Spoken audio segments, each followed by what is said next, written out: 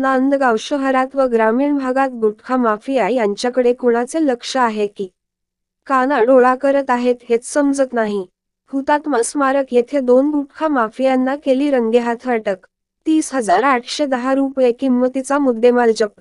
नांदगाव तालुक्यातील अवैध व्यवसाय करणाऱ्या व्यक्तीला अभय नाही, अशी ठाम भूमिका नांदगाव पोलीस निरीक्षक प्रीतम चौधरी यांनी घेतल्यानंतर चांगल्याचे धाबे दणाणले आहेत। नांदगाव पोलीस निरीक्षक प्रीतम चौधरी यांच्या गुप्त माहितीद्वारे चाळीसगावहून नांदगाव शहरात 2 गुटखा विक्री माफिया येणार असल्याची माहिती मिळताच N753 नॅशनल हायवेवर हुतात्मा चौक येथे सापळा रचला।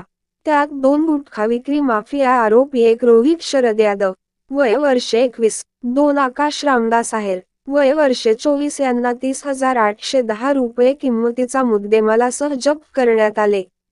त्यात 2 मोबाईल, एक मोटारसायकल MS-2063 76 क्रमांकाची वाहन जप्त करण्यात आली असून पोलीस शिपाई सागर बोरसे यांच्या फिर्यादीवरून नांदगाव पोलीस ठाण्यात गुन्हा रजिस्टर नंबर 229 भादवी कलम 328, 188, 272, 273, 34 प्रमाणे गुन्हा दाखल करण्यात आला आहे। आरोपींना अटक करून नांदगाव पोलीस निरीक्षक प्रीतम चौधरी यांच्या मार्गदर्शनाखाली नांदगाव पोलीस पुढील तपास करीत आहेत। आवाज जनतेचा न्यूज नांदगाव।